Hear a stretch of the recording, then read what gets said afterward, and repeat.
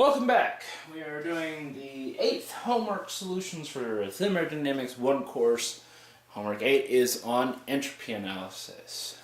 So efficiency, maximum work, feasibility, all that good stuff. Okay.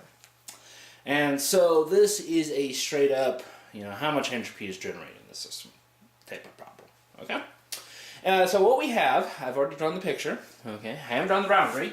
Boundary is going to be this whole thing, because what's happening is you have water on one side and you have a vacuum on the other, and you have this membrane. That membrane ruptures and it fills in the system. Okay.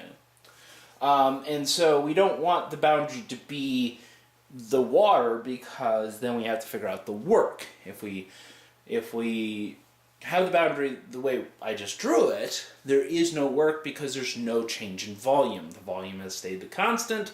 There's no boundary work involved. Okay, and so we can assume, let's go to our assumptions, that there's no work because there's also no rotating shafts or anything. We are assuming it's adiabatic because it says it's a well-insulated chamber. We're assuming that it's a closed system. There's nothing coming in, there's nothing coming out. Okay, we're assuming that delta KE and delta PE are pretty much zero. Well, that's, this thing isn't dropping from the sky, and so that's a reasonable assumption. Let's see here, what else are we assuming? That's pretty much what we're assuming, I think. There might be something else.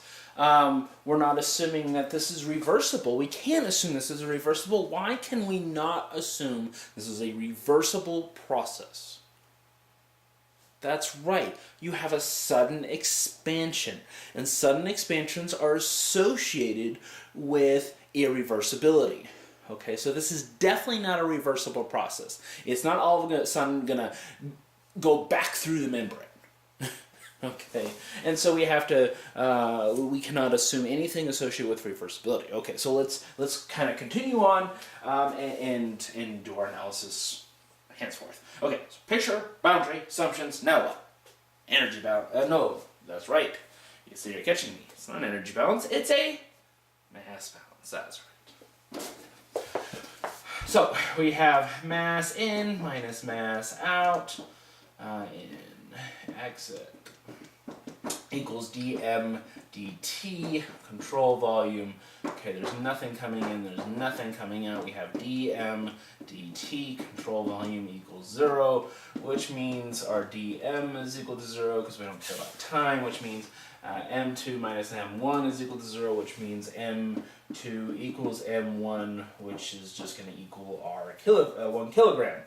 Alright, now we do an energy balance. Okay, sum of m dot I h I plus 1/2 v squiggly squared I plus g z I minus exits m dot e h e plus 1/2 v squiggly squared e plus g z e.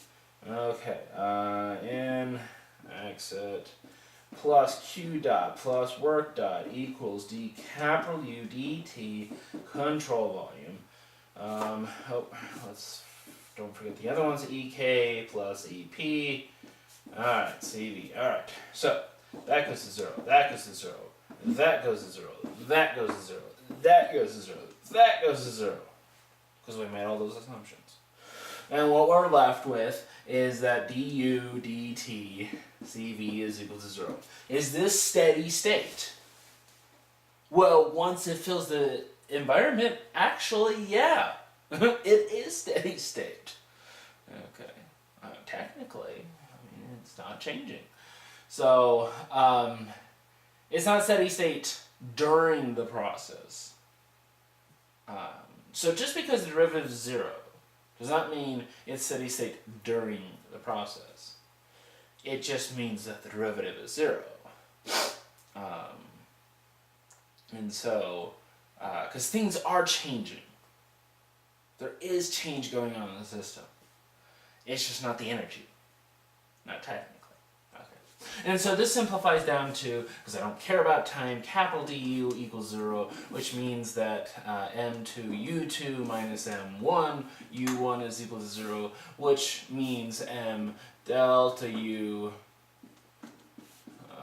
is equal to 0, which means that U capital 2 is equal to U1.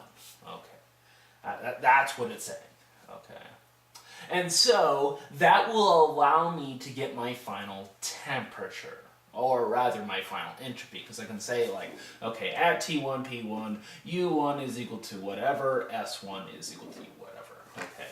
And then at P2, U2 equals U1, I'm going to have, you know, S1 equal to whatever, and S2, and T2 if I really care about it, equal to whatever. Okay. Alright, so I have everything I need to know about the initial and final state, but I need to, you know, it's asking, you know, how much entropy is changing in the system, what's the entropy change in the universe, which actually, I think in this case, I think, is actually the same thing, but let's check. So we have S dot gen is equal to summation of exits. In this case, it's exits, because we're looking at the universe. So ME S E minus summation of N dot I S I minus summation of Q dot over T surroundings, okay, plus capital D S dt control volume.